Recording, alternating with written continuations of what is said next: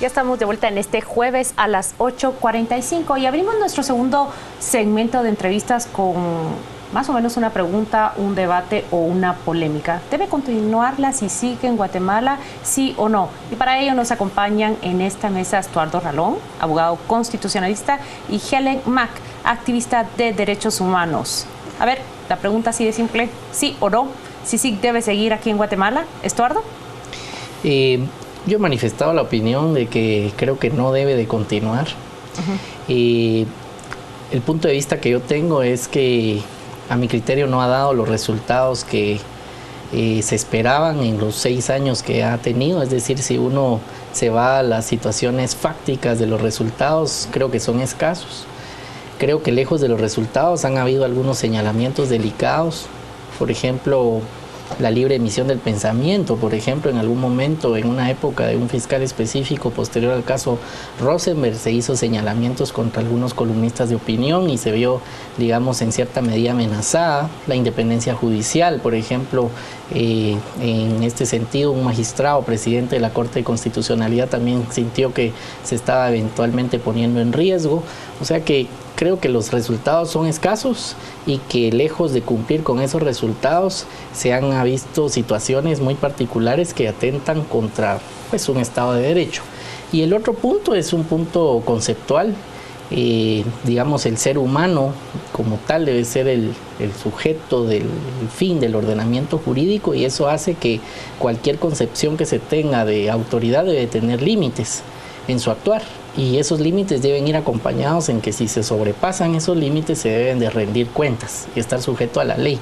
Y en el mandato se da una inmunidad diplomática que hace que si en un momento dado se cometieran arbitrariedades no se le podría juzgar o rendir cuentas a un funcionario, sea el alto comisionado o algún miembro de la CICIG. Y yo creo que esos dos elementos a mí me hacen, digamos, concluir en que creo que no debería de renovarse el mandato. Nos dice Estuardo Ralón, no se debe renovar. Helen Mack. Bueno, yo siempre digo que sí. Y creo que las razones están más que justificadas. El ministro de Relaciones Exteriores dio todas las razones por las cuales la CICIG debe de continuar. Quizás la pregunta debe ser, ¿cómo reacciona Helen Mack cuando escucha las explicaciones de alguien como Estuardo Ralón? Que los personeros de CICIG cuentan con una inmunidad diplomática y eso no los convierte en una institución que dé cuentas, que rinda cuentas. Eso no es cierto. La CICIG siempre ha rendido cuentas. A mi criterio, la evaluación que debe de hacer la CICIG no se debe de hacer ni por comisionado, ni por periodos, ni por casos. Más bien es una percepción política la que se tiene.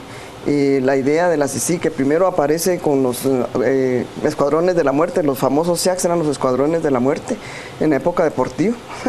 Creo que ahí se empezó a ver ya toda la transformación donde se evidenció. Un primer caso fue cómo se empezaron a cooptar las instituciones del Estado. El caso típico es el caso Yort, que se utilizó el crédito hipotecario nacional para lavar el dinero, y cómo personas del Estado, en este caso concreto el jefe de Estado Mayor Presidencial, que era Salán Sánchez y Napoleón Rojas, llevaban pues esas, ¿cómo se llama? Esos camiones de dinero en efectivo para que se lavara a través del crédito hipotecario nacional. Se desaparecieron todas las pruebas, se murieron todos los testigos, y se habla de Portillo del caso en Estados Unidos. Y Serna, bueno, se suicidaron, se murieron, ¿verdad? Se mataron, ¿verdad? Entonces, eso es lo que pone en evidencia la existencia de los cuerpos ilegales, aparatos clandestinos, en una transformación que se da en el 2002. El caso del crédito hipotecario fue el primer caso, pero se fue el ICS. Después del ICS vimos la Contraloría General de Cuentas con Abadío. O sea, es como vas tomando las estructuras ilegales que necesitan redes ilegales y al mismo tiempo legales para poder ir cooptando el Estado para un beneficio propio. Pero entonces tú planteabas, a diferencia de lo que dice Estuardo, de que en esa evaluación que debemos hacer, más allá de que si algunos de los comisionados hicieron bien su trabajo o no, fueron más mediáticos o no, es resultados en general. ¿Cómo medimos esos resultados en general?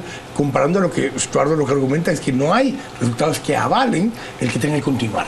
Yo puedo tener la voluntad política, pero si mi contraparte no tiene la voluntad política, ¿qué querés que haga? O sea, Guatemala está en un concierto de naciones, hay un pacto, Guatemala... Si quería, Guatemala no quería. sí quería, Guatemala no quería. O sea, con Juan Luis Florido, por ejemplo, la oposición a la implementación, por ejemplo, de la unidad de métodos especiales, que es todo el tema de las escuchas telefónicas y fue todo el tema de la unidad de análisis, para poder capturar las estructuras, no de ir de casito en casito, sino que era analicemos la estructura. El caso en el organismo judicial, lo que le costó poder implementar los tribunales de alto riesgo.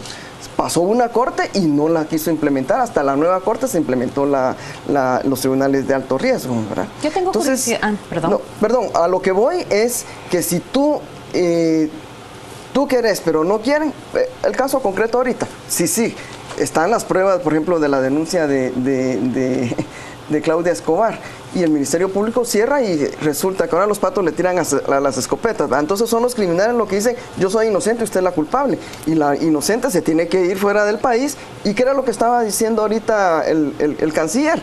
Estos millones vienen para Guatemala, vienen condicionados, y una de las 4 condiciones era instituciones fuertes, y hablaba del tema de justicia y seguridad. Y estas redes ilegales, ¿verdad? Porque necesita también de redes legales para la cooptación del Estado, se utiliza muchas veces a través de elecciones de segundo grado. De ahí vemos cómo estas elecciones de las comisiones de postulación para el sector justicia, desde las elecciones pasadas, que Castresana efectivamente tuvo que intervenir, porque si no, ¿cómo iba a poder ejercer su trabajo, independientemente si nos gustara o no nos gustara la personalidad de Castresana? Y logró un balance en la Corte Suprema de Justicia. En este caso no se pudo. Estuardo, yo le quisiera preguntar a usted cómo reacciona cuando observa una conferencia de prensa, escucha en la radio, lee en los noticieros, en los periódicos, noticias como el golpe que le hace esta CICIG a un grupo criminal liderado por Haroldo Mendoza.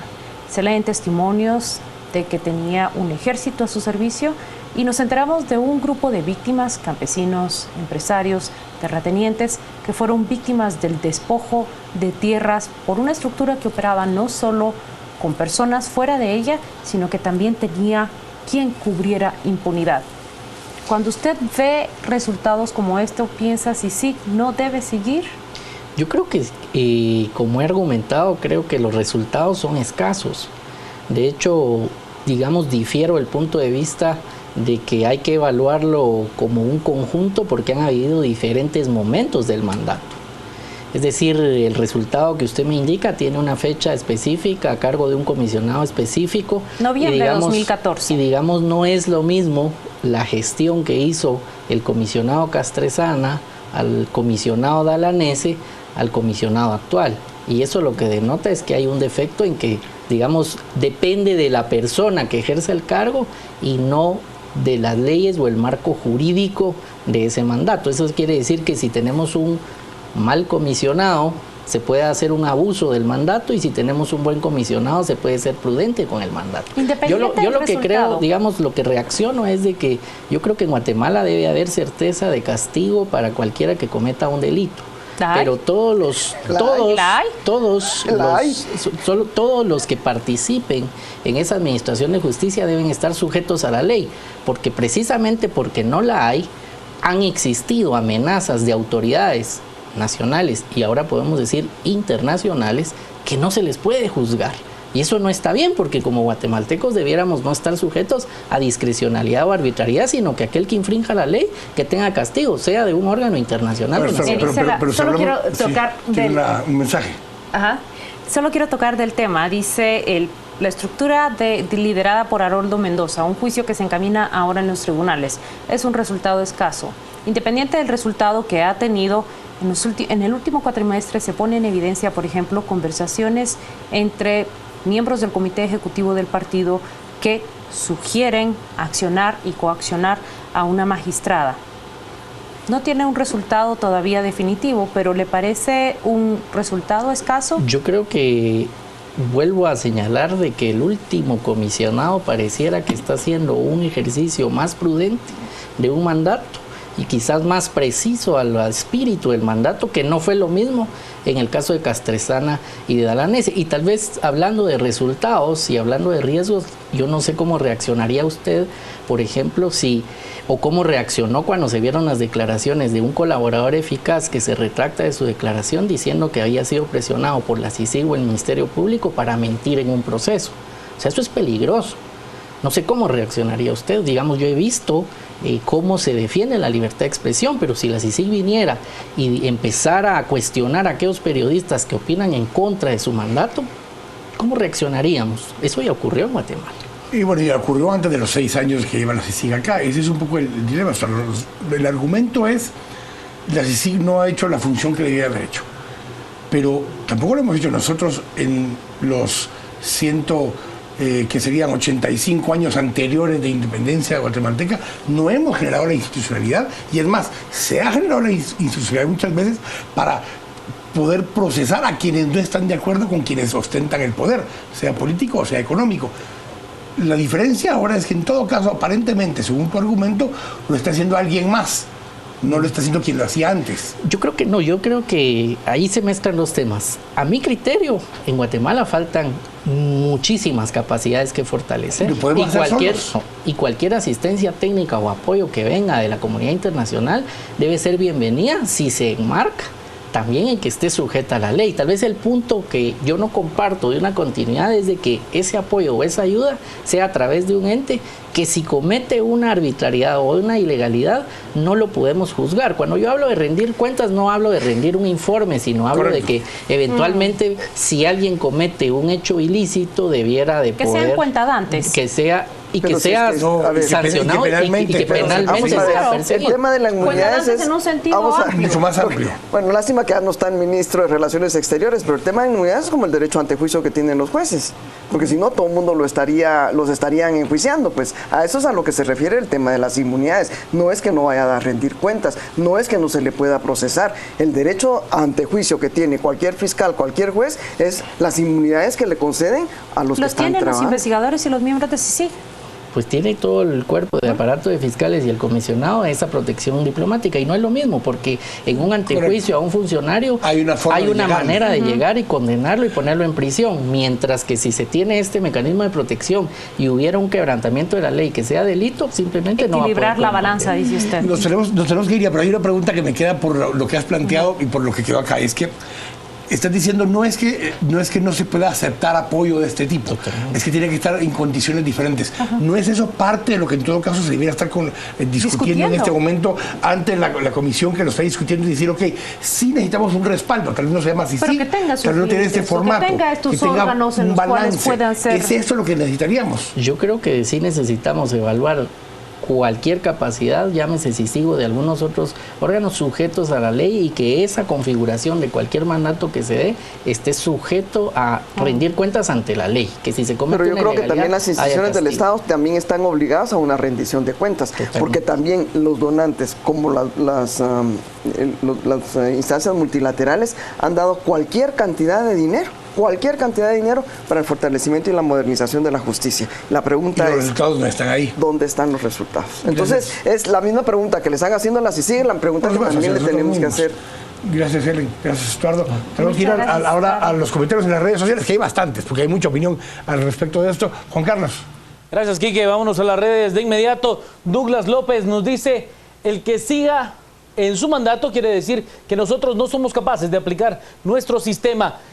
El analista Cecil Osvaldo de León nos dice, CICIG debe de continuar porque las mafias nos han